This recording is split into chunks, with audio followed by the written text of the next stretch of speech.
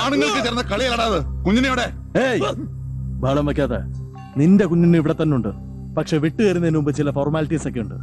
നീ ബോസുമായി ഒരു ധാരണയിലെത്തണം. നീ ഈ പറഞ്ഞ ബോസിനെ നിന്നേക്കാ മുമ്പ് എനിക്കറിയാടാ. ആ എന്നെ ട്രാപ്പ് ഇത്ര കളി കളിച്ചോണ്ടല്ലോ. കമോൺ വിളിക്കണ ബോസിനെ.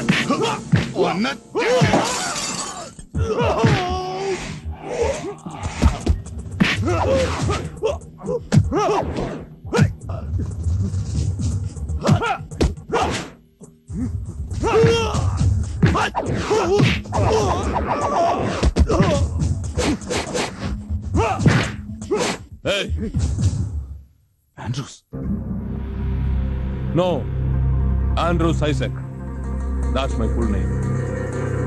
ഇങ്ങനെ ഒരു കളി നീ പ്രതീക്ഷിച്ചില്ല അല്ലേ? കളികളുടെ രാജാവായി ആൻഡ്രൂസ്. ഇപ്പോ കളിക്കുന്നത് നിന്റെ എല്ലാമായിരുന്ന ബോസിനെതിരെ. വേണ്ട മോനെ, ഇവരിപ്പോ എന്റെ കുട്ടികളാ. കണ്ണും കാതും കൂർപ്പിച്ച് നിന്റെ ബോസായ മഹാദേവന്റെ കാവൽക്കാരായി നടന്ന ഇവർ ഒന്ന് വിരലിഞ്ഞോടിച്ചപ്പോ എന്റെ കൂടെ പോന്നു. ഇനി എനിക്ക് വേണ്ടത് നിന്നെയാണ്. മഹാദേവന്റെ വിശ്വസ്തനും ബലങ്കയുമായിരുന്നു ആനന്ദിനെ. എന്റെ പട്ടി വരും നിന്റെ കൂടെ. ഈ ചെറ്റകളെ പോലെ എന്നെ വിലക്ക് വാങ്ങാൻ കഴിയടാ ആൻഡ്രൂസ്. ഓ, നീ നന്നായി സംസാരിക്കുന്നു. പാവം, ജീവിക്കാനുള്ള വെമ്പലിനിടയിൽ മുംബൈയിലെ പുതിയ സമാചാരങ്ങളൊന്നും അറിഞ്ഞില്ലേ കുഞ്ഞെ? ഒരേ സമയം ഇന്ത്യയിലെ 4 മെട്രോപൊളിറ്റൻ സിറ്റികളിൽ ഞാൻ പ്ലാൻ ചെയ്ത ഓപ്പറേഷൻസ് രാജസ്നേഹിയായി നിന്റെ ബോസ് ഇന്റലിജൻസിന് ഒറ്റുകൊടുത്തു. That's bad. എനിക്ക് നഷ്ടപ്പെട്ടത് ചില്ലറയല്ല, വിദേശത്ത് നിന്നും ഒഴുകിയെത്തേണ്ട കോടികളായിരുന്നു. കോടികൾ. നഷ്ടപ്പെടുന്നവന്റെ വേദന അറിയിക്കും ഞാൻ അവനെ. നിന്റെ ബോസ് മഹാദേവന്റെ പതനം കാണണം. അവന്റെ സാമ്രാജ്യം പൊതുവെ തകർക്കണം. അതിന് എനിക്ക് നിന്നെ വേണം. ഒന്നുകിൽ അവനെതിരെ എന്റെ കൂടെ നിൽക്കാം ജീവനോടെ, അല്ലെങ്കിൽ എനിക്കെതിരെ അവന്റെ കൂടെ നിൽക്കാം വെറും ശവമായിട്ട്. പറയേ, ഏതാ നിനക്ക് ഇഷ്ടം? നീ പോടാ പന്നെ. എന്റെ രോമത്തിൽ പോലും തൊടുകടാ നീ. കുഞ്ഞുണ്ണിയെ കൊണ്ടുപോകാൻ ഞാൻ വന്നത്. കൊണ്ടുപോവുകയോടാ. അപ്പൊ നിനക്ക് കൂടെ കൊണ്ടുപോകണം കുഞ്ഞുണ്ണി അല്ലേ? പക്ഷെ എങ്ങനെ? Martin,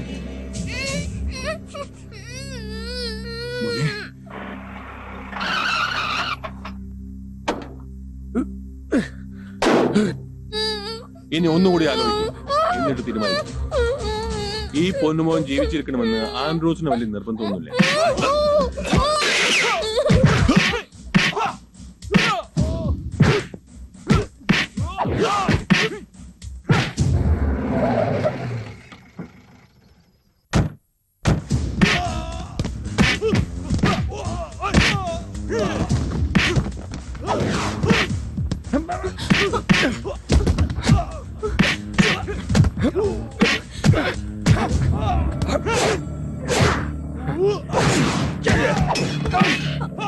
Follow me.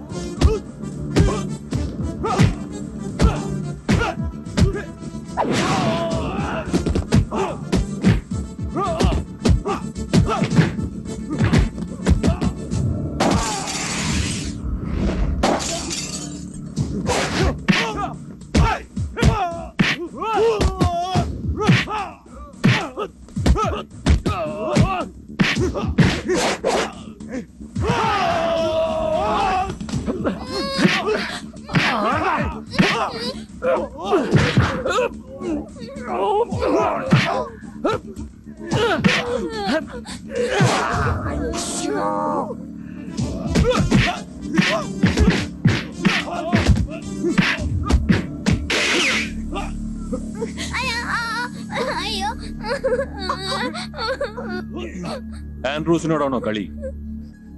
എന്തിനാടാ ഇവരൊക്കെ? നിന്റെ ശവം ചുമക്കാനോ? കിട്ടില്ല. നിന്റെ തല വെട്ടിയെടുത്ത് പാക്ക് ചെയ്ത് കൊറിയർ ചെയ്യണം എനിക്ക്. മുംബൈയിലെ നിന്റെ ബോസ് മഹാദേവന് ഒരു ചെറിയ ഗിഫ്റ്റ് ആയിട്ട്. പാവം, കിട്ടില്ല മോളെ നിനക്ക് അവനെ.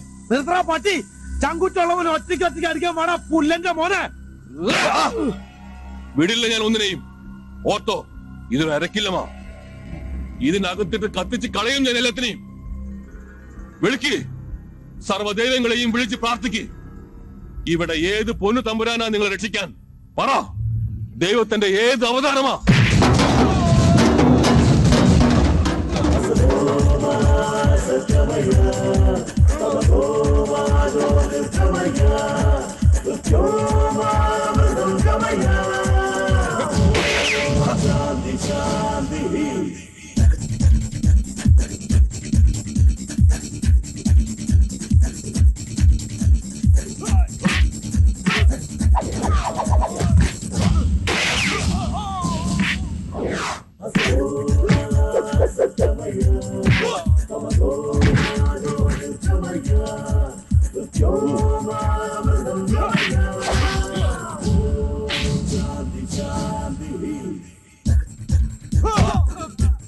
തുടങ്ങിക്കോ.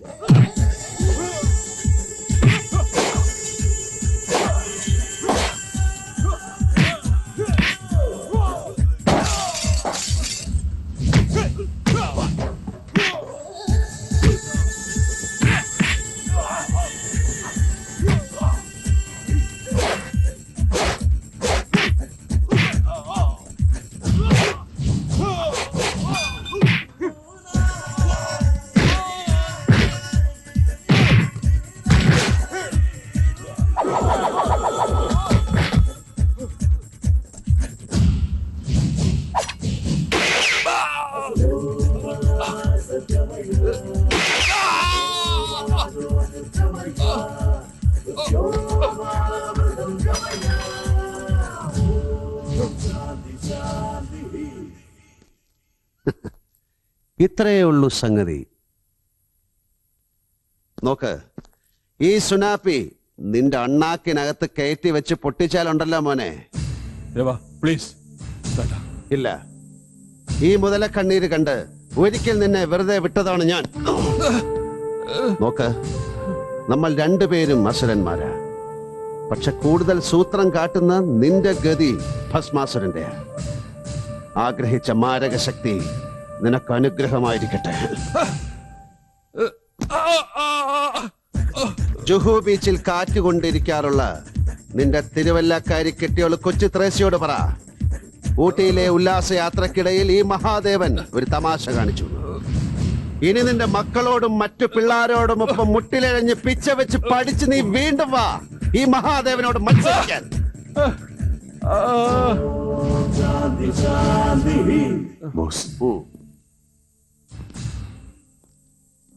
കണ്ണുണ്ടായാൽ പോരാ, കാണണം.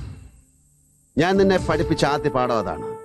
പക്ഷേ നിന്നെ പിന്തുടരുന്ന ബോസ് ഞാനല്ല, ആൻഡ്രൂസ് ആണെന്ന് നീ മനസ്സിലാക്കിയില്ല. എനിക്ക് നിന്നെ കൊണ്ടുപോകണമെങ്കിൽ ഇത്രയും വലിയ ജഗപുകയുടെ ആവശ്യമൊന്നുമില്ല. ഒരു നിമിഷം മതിയായിരുന്നു, ഒരു നിമിഷം. രക്ഷപ്പെടട്ടെ എന്ന് കരുതി വിട്ടു തന്നതാ ഞാൻ. എനിക്ക് കിട്ടാത്ത ജീവിതം നിനക്ക് കിട്ടട്ടെ എന്ന് കരുതി. ബട്ട് അൺഫോർച്ചുനേറ്റ്ലി ഈ സീതക്കുട്ടിയായിട്ടുള്ള ജീവിതം നിനക്കൊരു കടം കഥ മാത്രമായി. വിഷമം തോന്നി. നിന്നെ വെറുക്കാനുള്ള ഈ കുട്ടിയുടെ റീസൺസ് കേട്ടപ്പോ എനിക്ക് വല്ലാത്ത കുറ്റബോധം തോന്നി. പ്രായച്ചിത്തമായി അന്ധേരിയിലെ ഇവളുടെ വീട്ടിൽ ചെന്ന് അച്ഛനമ്മമാരെ കണ്ടു. അവർക്കൊക്കെ പൂർണ്ണ സമ്മതം.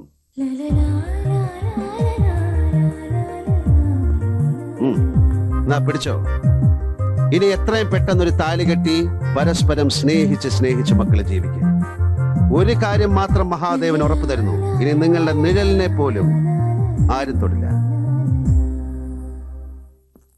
സംഭവിച്ചതെല്ലാം നല്ലതിന്, സംഭവിച്ചു കൊണ്ടിരിക്കുന്നതും ഇനി സംഭവിക്കാൻ പോകുന്നതും ഒക്കെ നല്ലതിന്.